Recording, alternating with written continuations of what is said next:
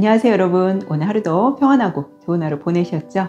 오늘부터는 이제 구약 성경에 나타난 그 예수님의 십자가 사건 예표를 이제 함께 보고자 합니다. 제가 누차 말씀드렸지만 구약 성경은 오실 예수님에 대해서, 신약 성경은 오신 예수님, 그리고 앞으로 다시 오실 예수님이라고 말씀드렸죠. 역사적 예수님의 등장은 전적으로 신약 성경에 가서 이제 뚜렷하게 우리가 나타나지만요, 구약 성경에서도 곳곳에 예수님의 예표가 등장합니다.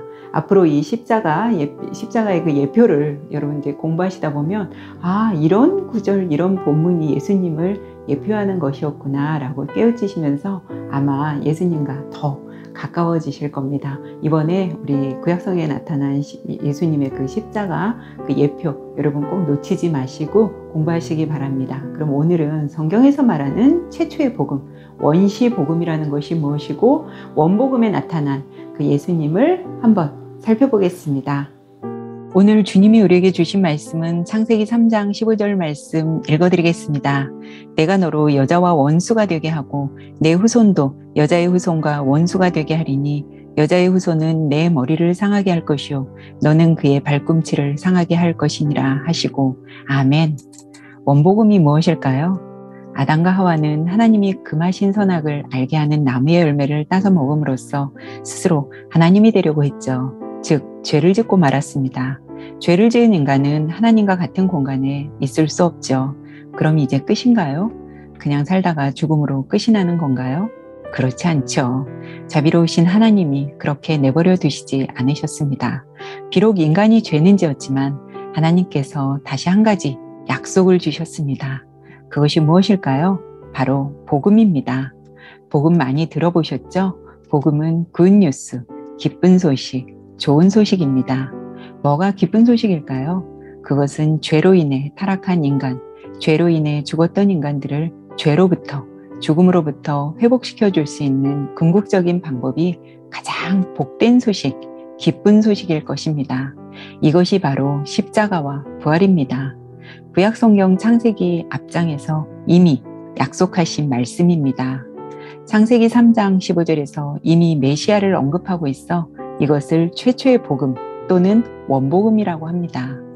여자의 후손과 뱀의 후손이 원수가 될 것이라고 하시는데, 여자의 후손은 동정녀 마리아에게서 태어날 예수님을 상징하는 것이고 뱀의 후손은 사탄을 말합니다.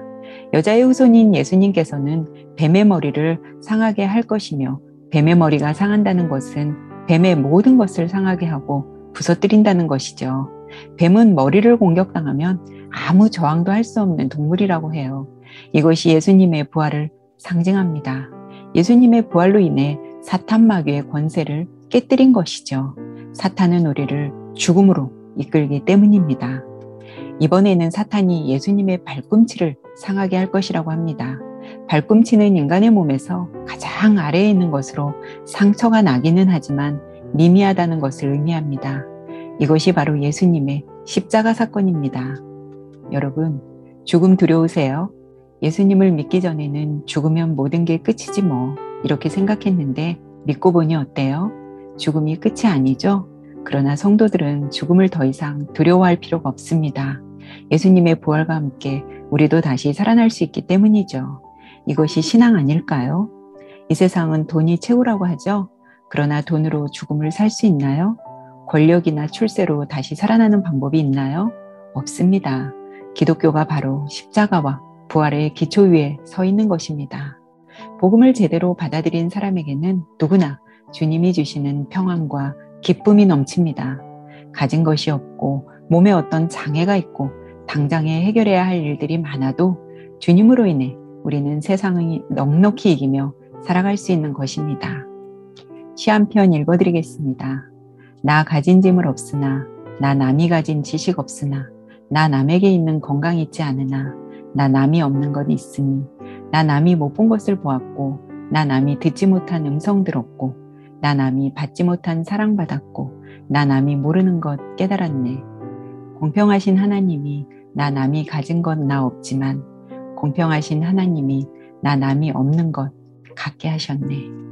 전신마비여서 말 한마디를 하기도 힘든 송명희 시인의 나라는 시입니다. 이런 분의 입에서 하나님을 공평하다고 했다면 정말 하나님은 공평하신 분 맞죠? 여러분, 그리스도의 깊은 사랑에 삶의 뿌리를 둘 때 우리는 세상 어떤 것으로부터 자유할 수 있습니다. 여러분은 자유하세요? 오늘 밤 묵상하고 주무셨으면 좋겠습니다. 오늘도 수고 많이 하셨고 좋은 밤, 편안한 밤 되세요. 우리는 내일 뵙겠습니다.